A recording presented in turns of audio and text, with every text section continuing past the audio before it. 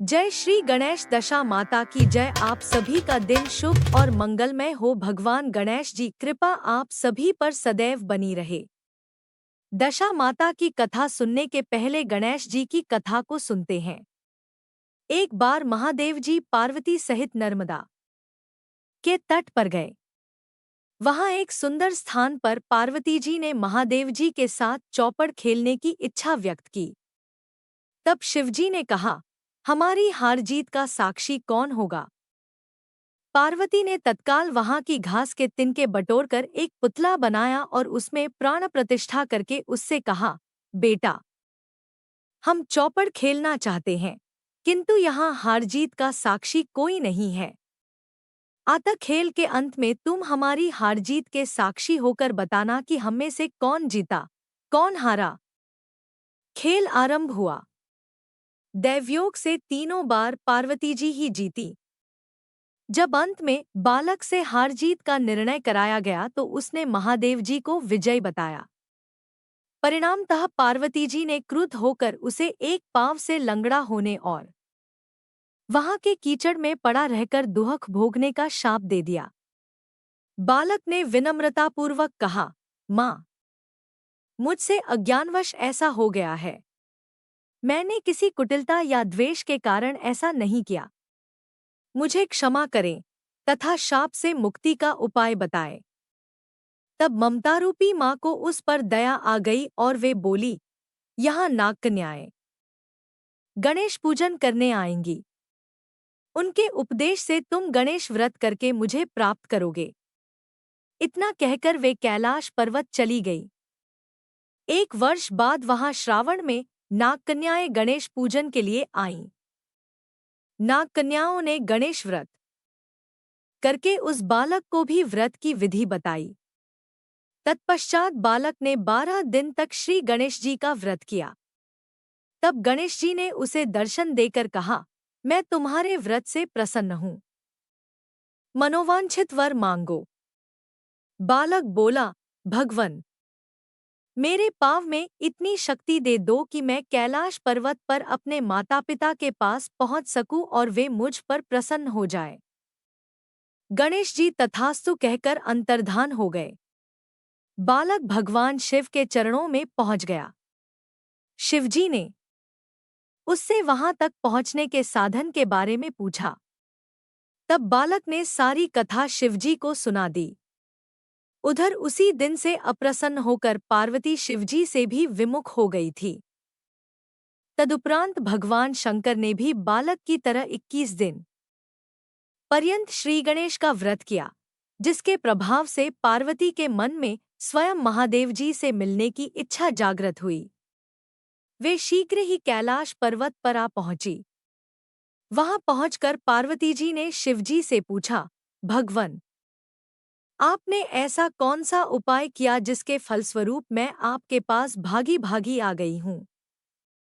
शिवजी ने गणेश व्रत का इतिहास उनसे कह दिया। तब पार्वती जी ने अपने पुत्र कार्तिकेय से मिलने की इच्छा से 21 दिन पर्यंत 21 से 21 की संख्या में दूर्वा, पुष्प तथा लड्डुओं से गणेश जी का पूजन किया। 21वें दिन कार्तिकेय स्वयं ही पार्वती जी से आ मिले। उन्होंने भी मां के मुख से इस व्रत का माहात्म्य सुनकर व्रत किया। एक राजा था, उसकी 2 रानियां थी। बड़ी रानी के संतान नहीं थी, छोटी रानी के पुत्र था। राजा छोटी रानी और राजकुमार को बहुत प्यार करता था। बड़ी रानी छोटी रानी से ईर्ष्या करने लगी। बड़ी रानी राजकुमार के प्राण हर लेना चाहती थी। एक दिन राजकुमार खेलता खेलता बड़ी रानी के चोक में चला गया। बड़ी रानी ने राजकुमार के गले में एक कला सांप डाल दिया। छोटी रानी दशा माता का व्रत करती थी। राजकुमार दशा माता का ही दिया हुआ था। दशा माता की कृपा से राजकुमार के गले में सांप बिना नुकसान पहुंचाए चला गया। दूसरे दिन बड़ी रानी ने लड्डुओं में जहर मिलाकर राजकुमार को खाने के लिए दिए। राजकुमार जैसे ही लड्डू खाने लगा तो दशामाता एक दासी का रूप धारण कर आई और राजकुमार के हाथ से लड्डू छीन लिए। बड़ी रानी का यह वार भी खाली गया। रानी को बड़ी चिंता हुई कि किसी भी तरह से राजकुमार को मारना है। तीसरे दिन जब राजकुमार फिर बड़ी रानी के आंगन में खेलने गया तो रानी ने उसे पकड़कर गहरे कुएं में धकेल दिया। चूंकि कुआं बड़ी रानी के आंगन में बना था, इसलिए किसी को भी पता नहीं चला कि राजकुमार कहाँ गया। लेकिन जैसे ही बड़ी रानी ने राजकुमार को कुएं में धकेला तो दशामाता ने उसे बीच में ही रोक लिया। इधर दोपहर हो जाने पर राजकुमार के न लौटने पर राजाव छोटी रानी को चिंता सताने लगी। दशामाता को भी इस बात की चिंता हुई राजकुमार को उसके माता पिता के पास किस प्रकार पहुंचाया जाए।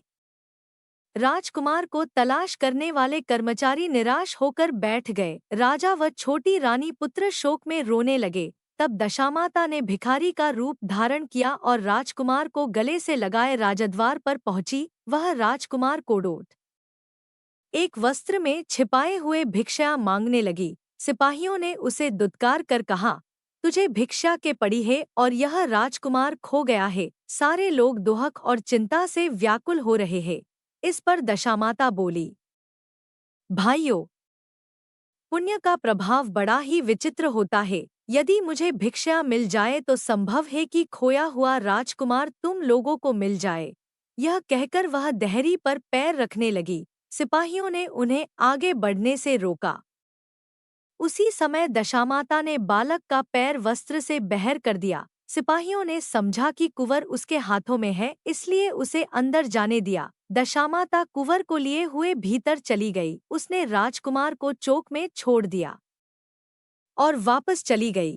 परंतु रानी ने दशामाता रूपी भिखारिन को देख लिया था। उसने कहा कि खड़ी रहो, और कौन हो तुम? तुमने 3 दिन मेरे बेटे को छिपा कर रखा था, तुमने ऐसा क्यों किया? तुम्हें मेरे इस प्रश्न का उत्तर देना होगा।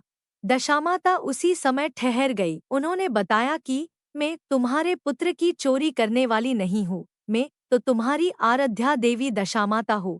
मैं तुम्हें सचेत करने आई हूँ कि बड़ी रानी तुमसे ईर्ष्या रखती है। वह तुम्हारे पुत्र के प्राण हर लेना चाहती है। एक बार उसने तुम्हारे पुत्र के गले में काला सांप डाला था, जिसे मैंने भगाया। दूसरे बार उसने इसे विष के लड्डू खाने को दिए थे, जिन्हें मैंने उसके हाथों से छीन लिए थे। इस बार उसने राजकुमार को अपने आंगन के कुएं में धकेल दिया था और मैंने इस बीच में ही रोक कर रक्षा की। इस समय मैं भिखारिन के वेश मैं तुम्हें सचेत करने आई हूँ। यह सुनकर छोटी रानी दशामाता के पैरों में गिरकर क्षमा मांगने लगी। छोटी रानी विनती भाव से बोली, जैसी कृपा आपने मुझ पर दर्शन देकर की है, मैं चाहती हूँ कि आप सदैव इस महल में निवास करे। मुझसे जो सेवा पूजा होगी मैं करूँगी। इस पर दशामाता बोली कि मैं किसी घर में नहीं रहती। जो श्रद्धापूर्वक मेरा ध्यान स्मरण करता है, मैं उसी के हृदय में निवास करती हूँ। मैंने तुम्हें साक्षात दर्शन दिए हैं, इसलिए तुम सुहागिनों को बुलाकर उन्हें यथाविधि आदर सत्कार के साथ भोजन कराओ और नगर में ढिंडोरा पिटवा दो कि सभी लोग मेरा डोरा ले और व्रत करे। इतना कहकर दशामाता अंतर्ध्यान हो गई। रानी ने अपने राज्य की सौभाग्यवती स्त्रियों को निमंत्रण देकर बुलाया और उपटन से लेकर शिरोभूषण श्रृंगार कर उनकी यथाविधि सेवा कर भोजन करवाया और दक्षिणा में गहने आदि देकर विदा किया।